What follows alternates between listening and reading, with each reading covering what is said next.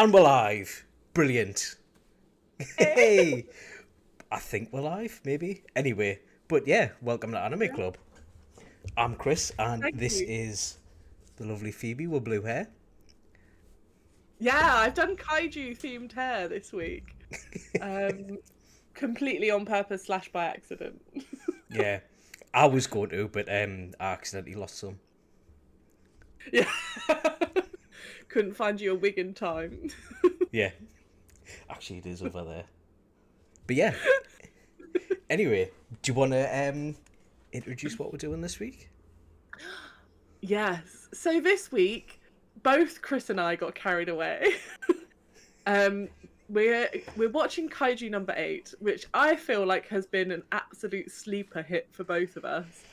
And about Yeah. halfway through the week, I messaged Chris and I was like, just so you know, I'm on episode 5. Like, I've blown way past after the first 3 episodes. And you were like, yeah, let's just do the whole series. Because you then started watching it. We're like, I can see why you blew straight past it. It's a great show.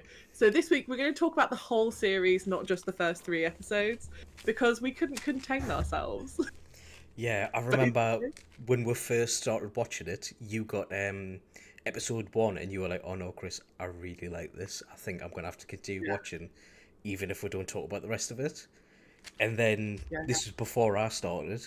I started watching, I was like, yeah, I kind of see where you're coming from. I'm going to do the same. Do you want to just do the series? Yeah. So yeah. And it's been really fun because it is so good. Paul's saying that he can't wait for me to shave my head when we probably when we do like One Punch Man or something. Oh, I could do that as well. I've Can you imagine? Yeah, that's your week, Chris. be like the Mitchell Um, twins. What are you doing in my pub? But no, yeah, Kaiju number 8. Yeah, so like I think I messaged you and I even said I think this might be the best anime or my favorite anime that we've done so far, and also was very excited because when we first started doing this podcast, what we wanted to do was to watch anime that we wouldn't normally go like click on and yeah. like find like anime that we wouldn't normally discover just by ourselves. And I feel like this week Kaiju No.8 completely delivered on every front. So yeah. Yeah, 'cause to be fair, I'll like watch anime like I watch like I listen to music. I'll listen to what I know over and over again. So I was stuck in like a Trigun, Cowboy Bebop, and maybe's I'll branch into something if there's enough people shout at us, but that's about it. Yeah. It's so true. And already I can see the chat. There's some conversation about side boob. There's some Yeah, talking about weeing from the nipples, and we're gonna get into all of that. we're getting into side boob as well. Why not? Phoebe, I'll not uh, read that. yeah. It's not Top Grumps. No, let's not read that. It's not Top Grumps. It's not that kind of anime. We'll save that for our After Dark special. Oh yes, Yeah. right. Oh, food. What food are we trying? Yeah, I was gonna say, speaking of snacks, we've got special snacks today to celebrate the nerdyupnorth page reaching 2,500 subscribers. So, I know, it's so exciting. while I prepare mine, do you want to show what you've got first? Yeah. So I've got some snacks from an unnamed large British supermarket. And this one is proudly an export of Filipino, and it actually says that on the packet. And we've got Ding Dong, and which Ding is dong. like Ding Dong, which is a spicy Filipino nut mix. And then I've also got some Korean shrimp flavored crackers, which also promise to be hot and spicy. And because it's a special week because we're celebrating, I also went and bought myself a little cupcake. Because it'd be rude not to for 2,500, right? Yeah. So I've overcompensated on the celebration side because I couldn't find any weird snacks today.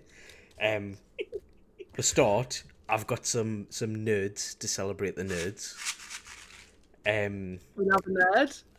I've got a fidget spinner lolly ring. That which looks dodgy. Yeah, I don't I really feel want like to. last week I really struggled with those big corn snacks. This week is going to be your week for awkward mouth moments. It'll be like, do you know them guys that eat a banana sideways? Like one of them. Lee'll still Photoshop it. And to celebrate Yeah. the 2,500, I've got.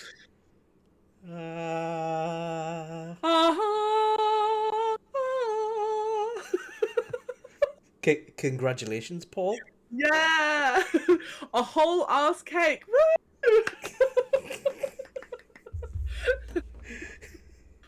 Oh, I'm just gonna eat that throughout the whole of the pod. Molly's getting none, sorry. That is. She's also in the chat. I've seen her pop up in the chat. So the fact that you're eating cake while she's watching downstairs and being supportive, and then saying you're not going to save her any, is outrageous. Yeah. She expects nothing less, to be fair. Yeah, Oh, but I think it's worth saying it's a huge well done to every, like, I've just tagged along here at the end for the, like, I feel like I've tapped in on a marathon on the last 5 minutes. But like a huge well done to Sammy, Paul, Lee, Jake, Becca, Sarah, the whole team really. Trekking, Gigs, everyone. Well done for getting this far. Yeah. Hey. Big old round of applause. Yeah. So, I was trying to open me nerds. Sorry, but yeah, look at Paul trying not trying to be humble. In the Is comments. he? Oh, he's getting all humble in the chat. That's nice. So Well, yeah, if you're enjoying Nerdy Up North, please do subscribe. Please do comment, like. Normally we save it to the end to do all this stuff, but like everyone's working really hard behind the scenes and they're doing it just for the love of it. So it's great if you can come along and join in, and come join us in Discord and Facebook and stuff, because we're also just nice people. I say we. The others are lovely. I'm like, oh, cunt. I'm sorry. Oh well, you've opened the floodgates now. It's fine. I knew it'd be a bad idea for me to go live. I know. The thing is, though, I cannot like edit out all of the horribly offensive jokes that you do now, and all the weird accents as well. But anyway, we'll move on. I think you need to stop calling my southern accent weird. It's offensive. We both know that's not the accent we're talking about. But yeah, anyway, Kaiju No.8. Yeah. Kaiju No.8, go on. Yeah. You what had did you some think? questions.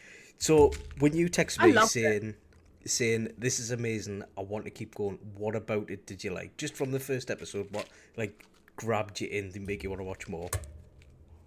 So I feel like this is an anime written for people our age, because it's basically about a guy who has he's hit his 30s and he's given up on his like big dream in life. That's where you join the beginning of his story. And so there's a city that I think it's actually Tokyo, like a new Tokyo, kind of slightly in the future, but not so far in the future that it's unrecognizable. That frequently are experiencing kaiju attacks. And you join him, and he's not one of the people fighting the kaiju. He's one of the people doing like the street cleaning after the big fight. So he's there like cleaning up disgusting kaiju remains. And that's the first episode, is basically like what his experience, a day in his life. And a young kind of newbie character comes in, who also wants, so his big dream was that he wants to be on the like kaiju fighting defense force, but he's flunked the test every year, and then they had an age limit and he aged out, so that's it, he can't do it anymore. He failed too many times and he hasn't got a choice. And then this new guy comes in, he's much younger, he's there just to get some experience of working with kaiju, and then he's going to apply for a job on the defense force. And he tells the guy, By the way, don't give up on your dreams because they've raised the age limit. Like you've got one more shot. And he kind of like, in that way that sometimes when you encounter people who like young people who have like their whole lives ahead of them and they still have hope in their hearts, he instills him with a sense of like personal belief.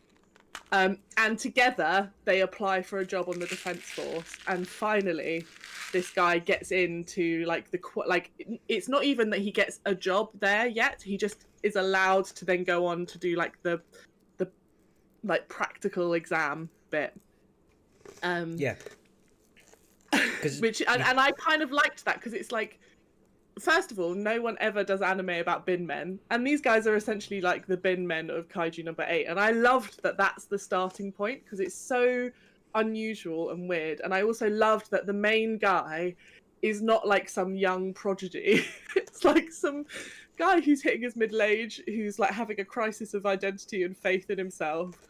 And he's not automatically good at everything. Like he has to work really, really hard to be good enough. And it just, that for that reason alone, I felt like it was very relatable. Yeah, because it's quite frequently when he's trained to do the physical side of things, he gets a stitch. He kind of keep up with the young'uns. He kind of do everything. Yeah. There's also a part where they wear like the Defence Force wear suits where they unleash more strength on you depending on your actual strength, and I think the average is something like 20% it can release your potential up to. And Kafka, the main guy, he starts off on 0.01. And well, he starts off on 0% and then manages to get it up to 0.01 through just grit and determination. Yeah, he's bad. Yeah. Yeah. And then pardon me.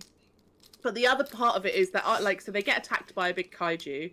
They get into the Defence Force. They're about to have an exam. They get attacked by kaiju. They're in the hospital. And a parasite comes and gets Kafka, which also Kafka, the name makes me feel like it's like transformative, like a relation to like Kafka's Metamorphosis, which is like Franz Kafka's most famous book. Straight over my head, all this. So there's this guy called Franz Kafka, and he wrote like a series of books and short stories and things. And his most famous one is Metamorphosis, which is like Gregor Samsa. The first line of it is Gregor Samsa woke up one day to find that he had turned into a beetle. And basically, Gregor Samsa becomes this monster, and everyone in his life rejects him, and he has to like grapple with that existence. So there's something in the fact that they've named the main guy Kafka Hibido. I think that's a reference to like the fact that he transforms into this monster because a parasite gets him in the hospital, like tracks him down and goes into his body, and he becomes like a human kaiju. So it's like human sized, like kaiju powers.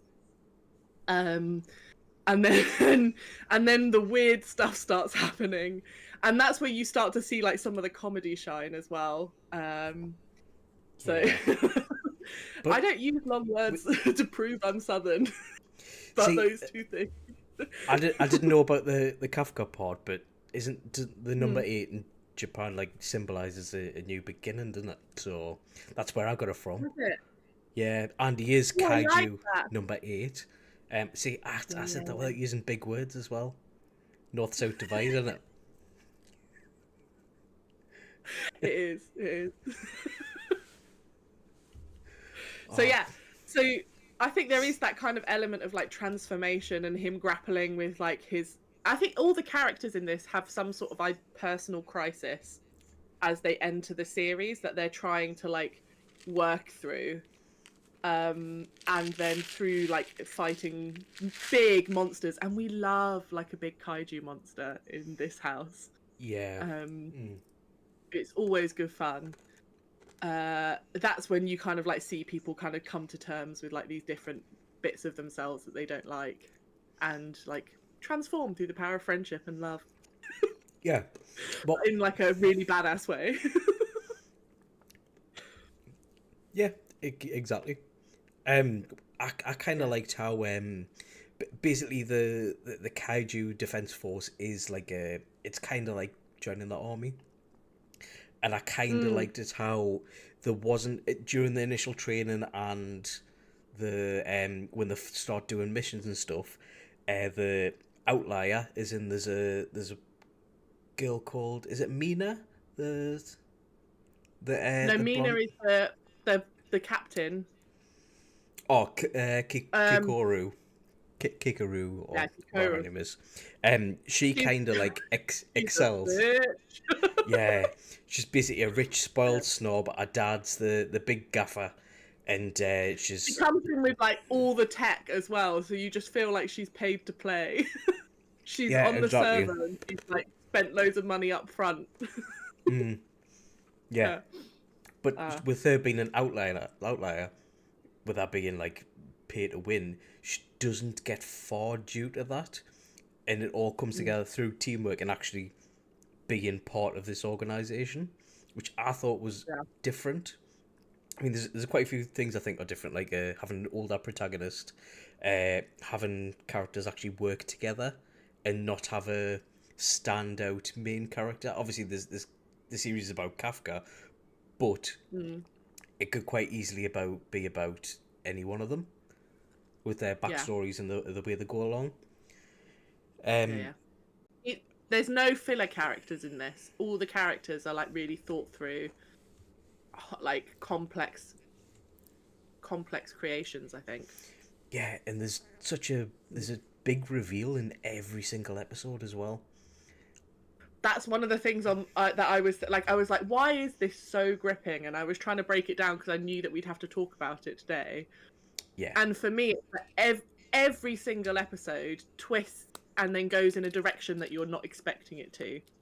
Mm. So, and they managed to sustain that in every episode of the series, and I think it's so impressive that every episode has like a big reveal or like a sudden twist or like a surprise bit of information that you didn't realize was there, but they'd been like subtly hinting at in a way that you didn't even know it was a hint. Like it's just really cleverly, it's really well paced Yeah, I as a mean, series. You don't get fatigue watching it at all. even with the reveals as well, it's not as bad as like, isn't there an episode of Dragon Ball Z saying that the one where Krillin dies or something, and he dies in it?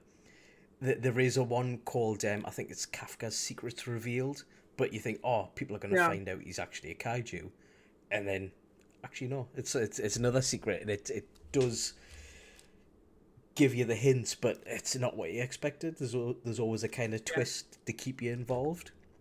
But you would talk about how Kafka got turned into a kaiju. Yeah. So basically, during the first, is it after the first episode where he encounters a mini kaiju, like the I, little. I think it's right at the end of the first episode, and then the second episode is about his transformation, isn't it? Yeah, so That's the kind of twist. he's because he's injured, lying in bed next to Reno, who's the young bloke that you apply to get in the force with, and then he's just talking away. All of a sudden, there's this weird flying dong monster, little parasite thing, and he just Dong says, monster. Did you get dong from that particular kaiju? Because I got horrible leech thing. what did? What's your "Potato, idea of a dong monster? potato. It's same thing." Oh, Okay. so sorry, horrible leech monster, and No, basically. I'm just curious. No, I don't. I'm just curious. Dong monster. Okay, we'll go with dong monster. Oh, you made us feel self-conscious now. Because you're imagining that horrible leech thing going in your mouth. Yeah. Yeah. Basically, the horrible dong leech monster says, "Oh, I found you," and then goes right down his throat. And then he Yeah. transforms into the kaiju that is just to your left, right? Is this one? That one. That one there. That one over there. Yeah. the fella looming over us on Yeah, the him. lovely frame that we've done. Yeah. So Yeah. you see quite a few of the kaiju where they're just random generic monsters, but the stronger ones have names, bit Yeah. numbers based on when they appear. So you've it's talked about ones in the past, like I think it was two was a big Godzilla monster. One could see into the future, and they all have like different characteristics and stuff like that. Yeah. It's So kaiju of unusual or significant power, isn't it? That they're the ones that get named. yeah, and they once these kaiju are defeated, they use their corpse and bodies to form weapons. Yeah. So it's a circle of life, and they use them to defeat more kaiju and make more weapons. And one of the things I liked about the kind of, because it's so originally I think we thought this was like a mech anime, and it kind of Yeah. is and it isn't. So they have these suits that can power up him, but they're like battle suits, but they're not a huge mech like you might imagine. It's like super skin tight, Yeah. kind of fan servicey, like cat suits almost with bits on, like metal kind of spines and stuff. And the suits give them like they make them like, depending on how much, you talked about combat power before, but how much combat power they can access while in a suit, they are like stronger or faster, or it kind of like exaggerates their natural abilities. But the kaiju suits have like power related to the kaiju that they're made out of, and they're made out of the actual body parts. So there's this like kind of weird biomechanic technology in it, and the people who use the suits have to almost like dominate the will of the kaiju, which I quite liked as a like it's not just a physical prowess, like you have to be strong enough to wield a kaiju suit, but you also have to have like grit. Yeah. Yeah. Which I kind of thought was a cool twist to it as well.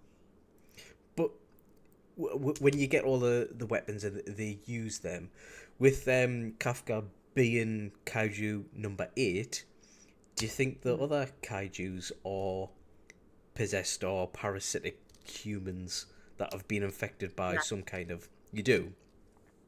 Yeah, I do. I think that's exactly what they are, because you have kaiju number 8 and kaiju number 9. So kaiju number 9 is like the main protagonist for most of the first series. Who's like a weird mushroom guy who can like release spores and animate dead kaiju. Yeah. So he can make like zombie kaiju. He can also take over other people's bodies. Yeah. So you see him like body hop in it as well, which makes him very difficult to kill, because just when you think you've killed him, he can just like hop into another body. It's like a Last of Us body. Yeah. So I love how you're just sitting there with that ring. I'm not putting it in my mouth. Paul called it a butt plug before, so... So you definitely don't want to put that in your mouth. You don't know where it's been. Why is it red? Yeah, so like kaiju number 9 is but he definitely has the feel of someone who's been taken over. But it's hard. The thing that I'm curious about, and I'm kind of hoping in season 2 they explore a bit more of it, is the relationship between Kafka's kaiju and himself, because you see him battling the kaiju Yeah. and his kaiju, like kaiju number 8, seems to have an insatiable hunger and is like trying to consume him. And that like they have this like tug of war thing, and I don't know if they're going to always be at odds, or if they're going to kind of form some sort of symbiotic relationship, or what's going on. But like the more Kafka seems to like exert control over the kaiju in return seems to like get a bit of a grip on him as well. Which is interesting. And I think that's the difference between like the suits that are made of the dead kaiju versus the living, like what do they call them? They call them like demi kaiju or something. They're like human kaiju. Yeah. There is different names, because there's names for the little ones that the big kaiju produce, and the ones that are like a little bit more powerful, and the ones that are like tiny little stamp on them and they'll go away kind of thing. But I want to know why Kafka is the only one who seems to have his consciousness, and he talks, he's got rational thinking, he can transform parts of himself or fully at will, kind of. And he did that quite fast, but I don't know if that's down to the kaiju that's inside him, or it's just one of them things for plot.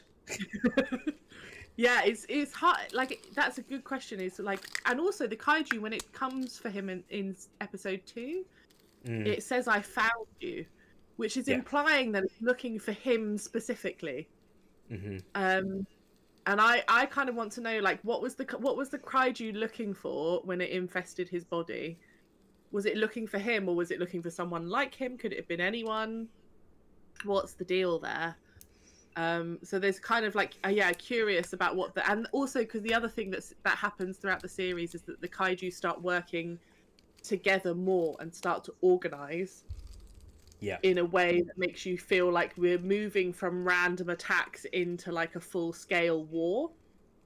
And I'm curious what's happening, and I also kind of wonder, like, is part of that a response? Because if say you have a fight and you're like, so you're just hunting, you're a kaiju, you're just hunting for food like you do, you come along a load of humans, your mate dies, and you go, yeah, better retreat because Lee Kaiju has just been killed in battle. Not that I want Lee to be killed in battle, but like there's Kris Kaiju, there's Lee Kaiju. They both get, like, Lee Kaiju gets killed in battle, Kris Kaiju retreats, and then the next time Kris Kaiju goes hunting, someone's there wearing Lee's skin. Starts to feel personal, right? So there's also something for me about, like, Eddie agrees. There's something for me about, like, are the kaiju capable of emotions and feeling, and like recognizing what humans are doing to them in using their body for their own power and benefit? Like, what's going on there? I don't know. But I'm hoping that will come in season 2, basically. Yeah, because it from when the all the different the dragons and the brawler one both attack the base. It seems like they've never had it where kaiju work together before. I don't know if it's something that Revenge has triggered it. I think they're organising for a reason, but I think that'll be revealed in season 2, hopefully. I hope so. But and it's an amazing series because it drops a lot of lore without telling you, and like, it gives you enough to feel engaged, but not enough to really like give away all the secrets. Like, there are lots of questions at the end of season 1 which make you excited for season 2, but without feeling like it's being needlessly obscure. And Lee, I'm sorry, it's not personal. It's just I needed Kris to feel true panic so that he could empathize with kaiju. He didn't choose Molly or anything. No.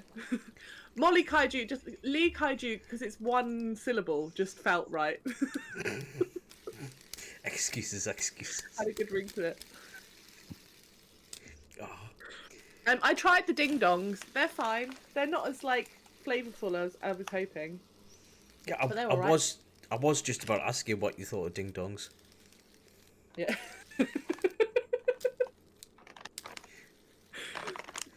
The daily ask. Oh, Lee, we do love you, don't worry. Molly would be the person, like, would be the human in the suit fighting you both. Yeah. For sure. Yeah. I can't get these shrimp crackers open. I'm not strong enough.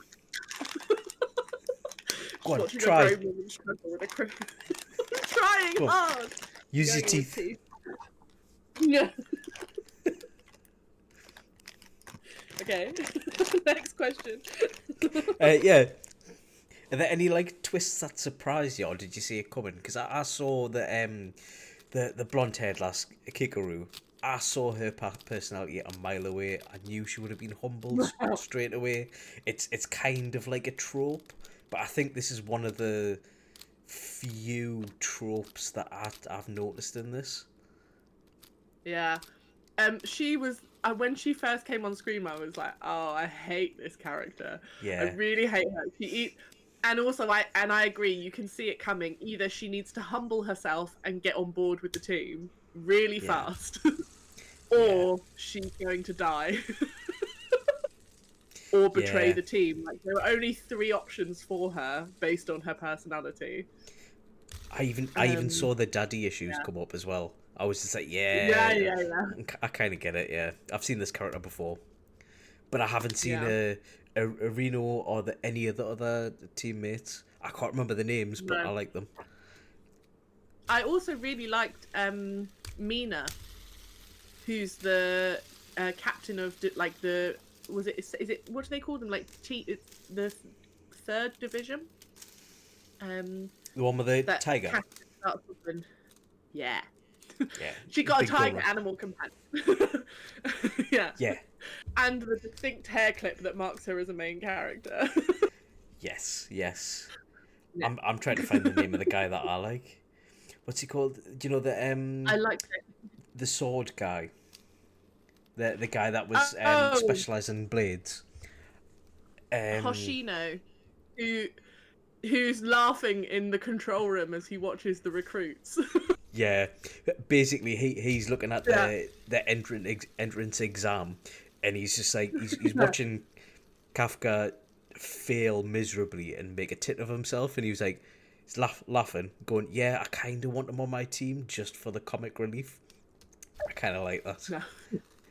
Plus, Yeah, yeah.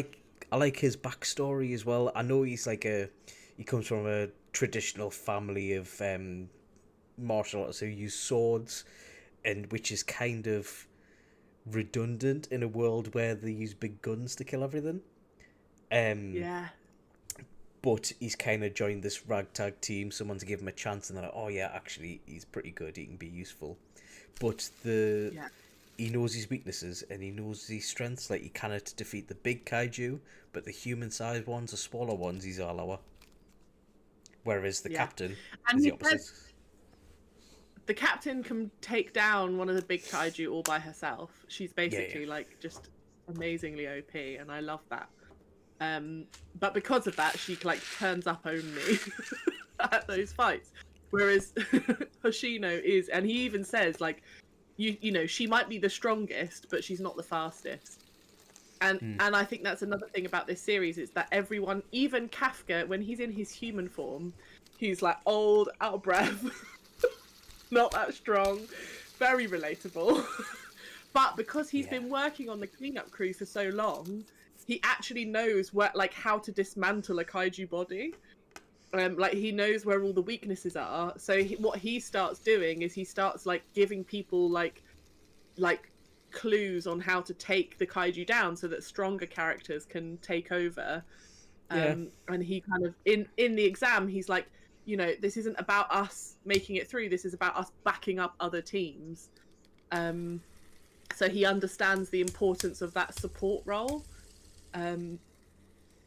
Yeah, which I do think it adds like a level of, like you say, it does feel like kind of how it would work in real life, even though we don't have to fight kaiju.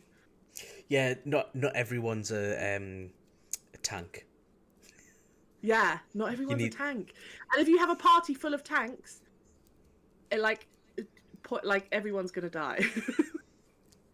Because you just because you're just hitting things and little things will get through. Whereas in this, you see like the little fights, the big fights, the like support teams. Oh, he's going in. What flavor is it? Strawberry. Strawberry. It's giving a very tentative lick. You don't have to be. Can I just say, you don't have to be moving it backwards and forwards like that. That is a choice that you are making. That is making this situation worse. I do love that at the end of it you get like a little fidget spinning a ring. Yeah, yeah. That's cute. Yeah. I got for the fitting him shrimp in. crackers. Oh, Shrimp you got crackers are the winner this week for me.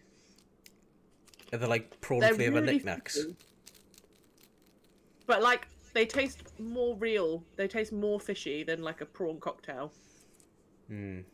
And a little bit spicy, not hugely spicy. I was expecting like blow your mouth off, but no.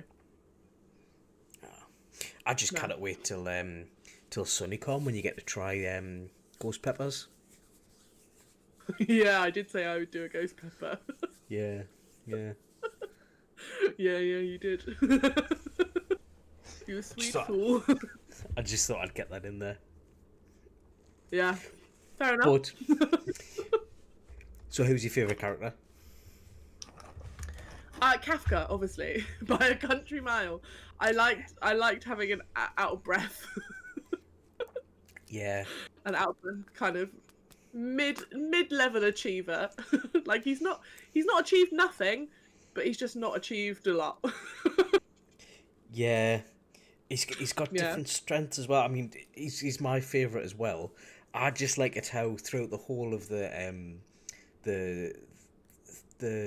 what's it called, the joining program, even through the physical tests, he never transforms into a kaiju because he's wanted this for so long. He doesn't want to rely on the kaiju's power at that, and he doesn't want to. What's he clipped?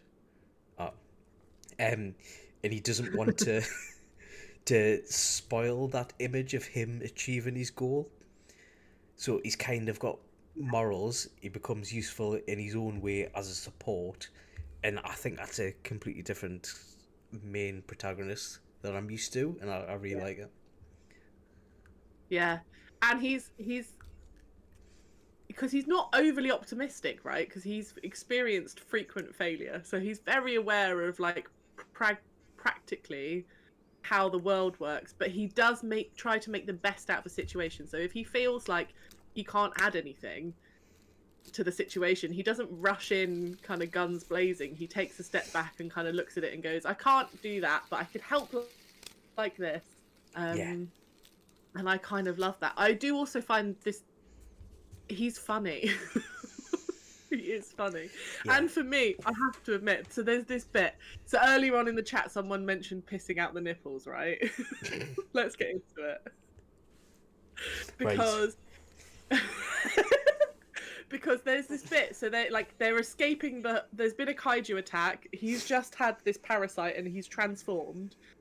So he's newly in this body, and him and his like sidekick Eno are running down the street trying to escape, but also like try and help people during this like attack on the city. And he's like, oh, I really need a wee. And then they look down and realize that he's like completely naked, but like now is kaiju body. And they're like, well, you don't have any junk, so like how are you gonna wee? And he's like, I can't help it, I think I'm gonna go. They're like, no, you have to hold it in. And he's like, I can't hold it in. So then like it just starts coming out of his nipples. But then the whole thing kind of slows down and it does this like pink cloud romance anime shot where everything's in slow motion and he's just running down the street weeing out of his nipples. And it's honestly like I was crying laughing the first time I saw that scene, and I was like, I think that's for me when I was like, oh, I'm all in on this anime. I am sold. Because it's just when you think it's too serious, something like that happens with Kafka. And it stops him becoming too broody or too like tortured, and kind of keeps him in the realm of relatability. Not that like I've weed out my nipples, but I feel like if I was in his situation, that is something that might happen to me. Speak for yourself. But it did also raise the question for me of like, if you were transformed into a kaiju and you were going to and you could choose where you piss out, and it can't be like your normal pissing hole. What would you pick? And I've thought about this, and I have two answers to this question, but I'm curious about what your answer would be first. Right. I would want my pinky finger, only because, right, you could do it discreetly without undressing, and it's so easy just to put your hand behind your back, just do a little or if you didn't like someone, just put it in the drink a bit. You could also get fancy with it. Pinky was one of my choices. I thought you could get fancy with it at tea parties. And you could, like, if you were at a festival or something, you could literally just aim it at a bush. Like, you could do it anywhere because it's like very practical and then like easy to wipe. Just wipe your finger off on someone. No one's going to be like, why are you wiping your finger? Because they don't know that it's your piss finger. The other thing I thought was one of your toes. Probably your big toe, because it's, for me, that's the toe I have most control over, and I feel like control and aim is important in this game. But I thought, how easy would it be to just get away with like secretly pissing everywhere if your pee hole was already on the floor? You could just be pissing on the floor and no one would notice. What would happen to your normal pee hole? Would it just close up, or? Well, Kafka doesn't have one, so I'm assuming in this situation it's just like a kind of kaiju, cartilaginous kind of cup situation. Don't look at me like I'm the weird one. It's okay. I'll just. Did you think I was going to say that phrase today? A cartilaginous cup situation. To be fair, I'm going to have to Google what cartilaginous means after this. Made of cartilage. That might not be the word. That might not be a word at all. Oh, yeah, just know, like, he is like a Ken doll. Yeah. No, that's the whole joke of the nipple thing. I think he's actually, when he's in kaiju form, he becomes Ken doll. But they do... But I don't want to make it sound like I've only thought about the genitals of kaiju since watching this. But they do talk about kaiju reproduction systems, because that's one of the things that he spots in one of the kaiju that are invading. He's like, you have to take out the egg sacs, because if you don't, we're going to have another wave of kaiju very quickly. So once they're down, make sure that you destroy the egg sacs. Yeah. So there must be some... But then that made me think, like, are they mating? Are the nipples part of a reproductive system? And I didn't want to Google it, because I thought, I'm enjoying this too much to have that internet ruin it for me with eye bleach. Well, normally for stuff like this, the main rule I follow is the Rule 34. So if you Google Kaiju Rule 34, it will explain everything in detail. Please, to all those listening, do not do that. And if you do that, you do so at your own peril, having been warned. do it on your work computer, in public. Do it whenever. Everyone needs to know. Down at the local library. Yeah. But yeah, which speaking of kaiju, actually, which kaiju did you like the most? Because there's the mushroom guy, there's the weird guy that plays chess, there's the dragon one. Chess guy was interesting. Yeah. Because chess guy seems to be pulling some of the strings. He's the super smart one. Yeah. The one that I liked, though, is the one that Hoshino fights when they come to attack the headquarters. Big angry buff guy. Big angry red buff guy. Who seems, and all the human style kaiju seem to have a level of rational thought and emotion that is worrying. And he was the first one who kind of made me go, ooh, there's more to this than just random attacks. Like, they're planning, they're trying to divide people on the base so that they can kind of exploit weakness. And I thought that was interesting. To me, I thought the big red tough guy one, he was giving off massive henchman energy, because he was just like, I'm only here for one thing, to fight someone that is on my level, and I'm going to choose you. I don't care about any of the other objectives. I'm just going to try to chin you. He felt like a wild dog off his leash. Yeah. For sure. Yeah.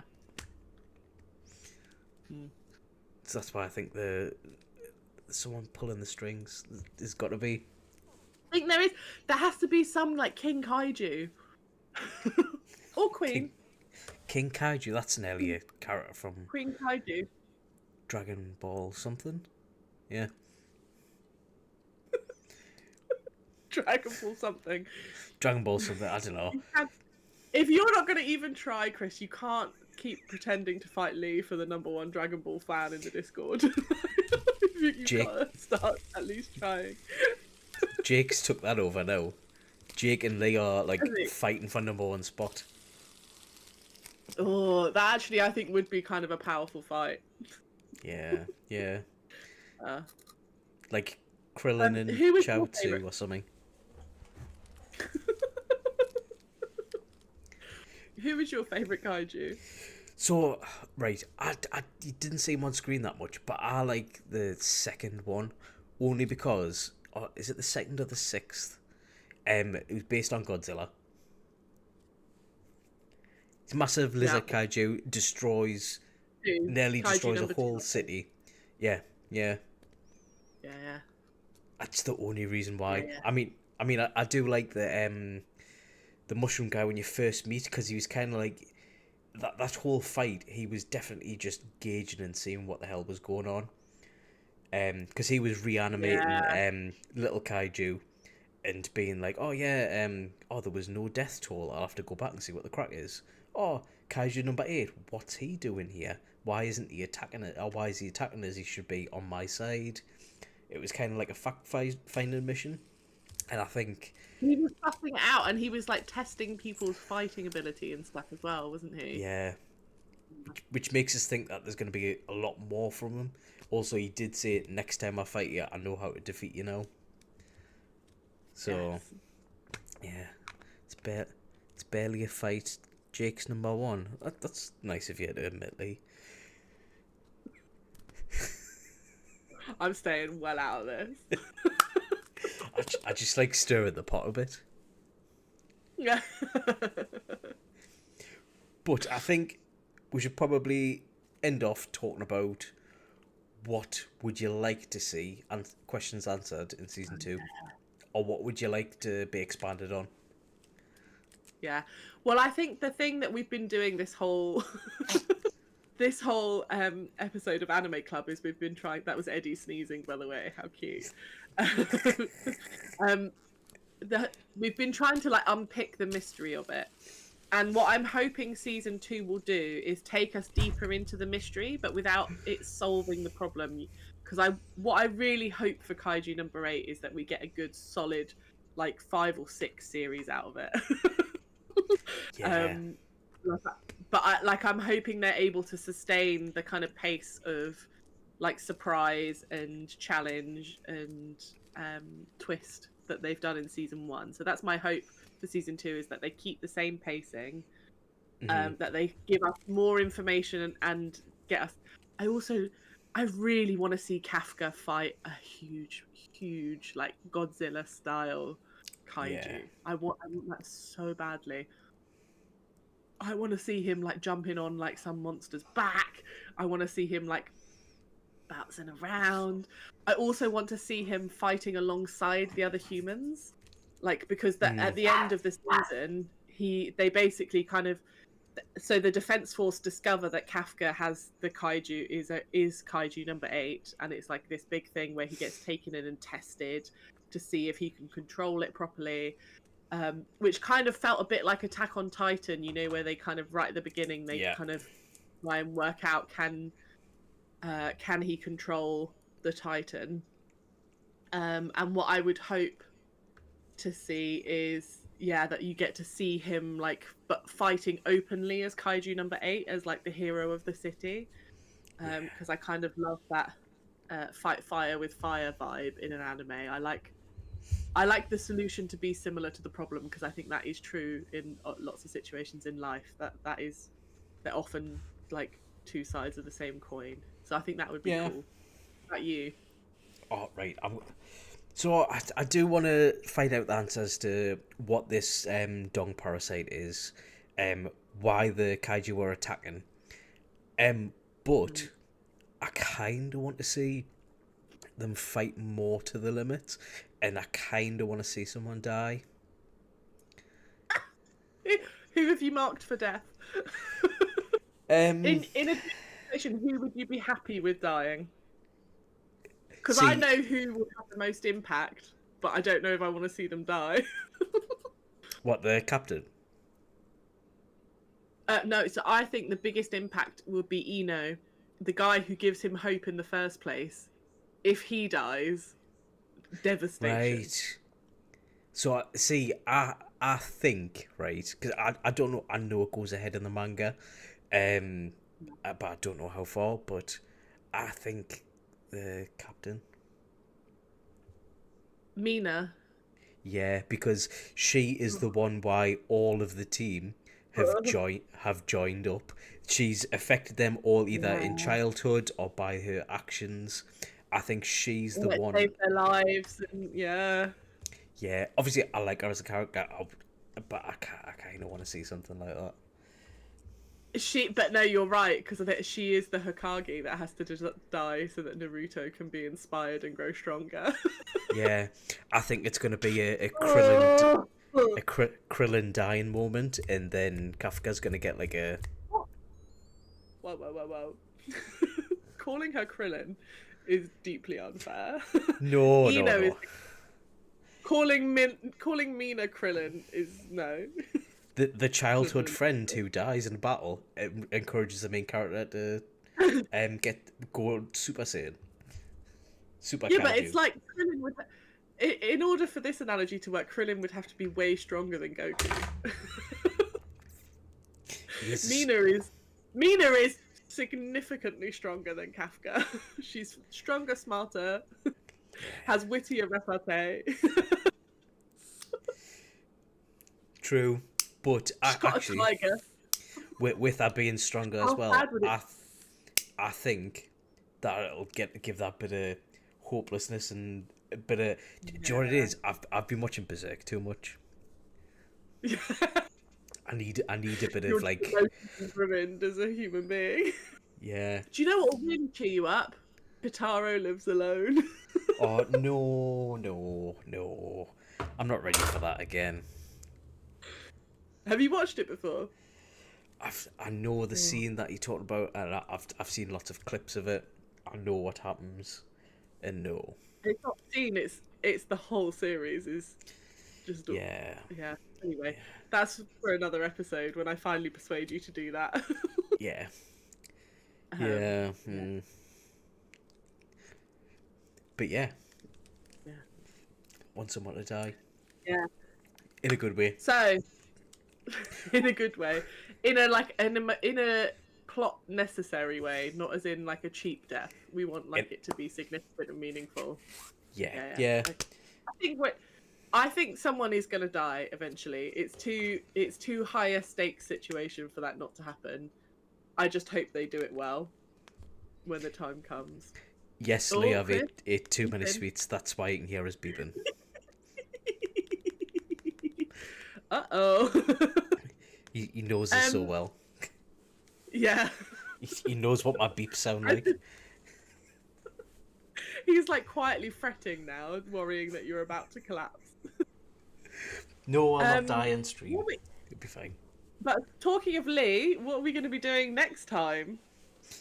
Well, since Lee is the #1 Dragon Ball fan, we thought we would try one of the Dragon Ball films. I can't remember which one we settled on. Fusion Yes. Reborn. Dragon Ball Z Fusion Reborn, which is supposed to be one of the better standalone style like there are lots of good films. We did ask Lee's input, and Lee said that was a good standalone one. So Yeah, that's what we're gonna go for. No, it wasn't the slow cooker. But have you seen any of the Dragon Ball Z films before? I have. I've seen Right. a couple of them. And I actually recently started. Sorry, Eddie was wanting attention. I actually also started rewatching Dragon Ball Super last week, which was good fun. See, I don't have to because Lee releases fortnightly videos explaining the series, so I just watch them instead. That sounds amazing. What else can people expect to see on Nerdy Up North? Oh, yes. So, over the next week or so. well, actually, tomorrow we have the Countdown to Doomsday doing Guardians of the Galaxy 2. I've got this all written down, ready. I know you On, have. That's why I thought I'd line you up. on Sunday, they've got the Hunger Games. And then on Nice. Monster Monday, they're doing Ghost Ship. You know, the opening scene where they all get their heads lopped off in that film. Yeah. And then Top Grumps on Tuesday. Nice. What are you doing on Grumps? Is it a secret episode, or are we allowed to know? I did know. There's I a keep secret forgetting. episode. Secret Top Grumps. Secret Top Grumps. Oh. We're doing Suburban Commando, Nice. which I've never Did actually Lee seen. message you then? No, he didn't. that's- Over the weekend. I have asked about 3 times. The film is actually on YouTube as well, so I might do a watch along of it. So Nice. It looks like we'll all be watching that. I enjoyed last week's episode of Top Grumps, and I did do a watch along with you and Lee of that film. yeah, but boy, yeah, Wild. yeah. If you want to hear the Top Grumps talk about the film Butt Boy, where a man slowly realizes that he likes putting stuff up his bum, and gradually moves his way up to humans. Watch last week's Top Grumps. Art, right there. I thought you were going to say arse there. Arse right there. No, art. But yeah, Yeah. I think we should end it there because it's not on for an hour. Yeah, But yeah. That sounds good.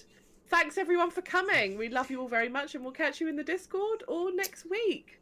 And I've got me push-ups challenge after this. You don't have to watch it, but yeah, I'll put that on after. Yeah, stick around to see Chris do. He did 70 push-ups today.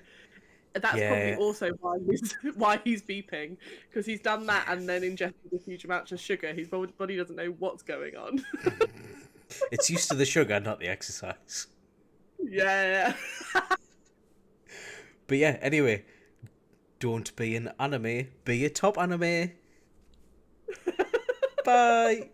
Right, as you can tell, all of these press-ups I'm wearing the same clothes, mainly because I couldn't be bothered to do them during the week like a normal person like I normally do, and I had to do 70 in a wanna, so I'm in pain. Cheers.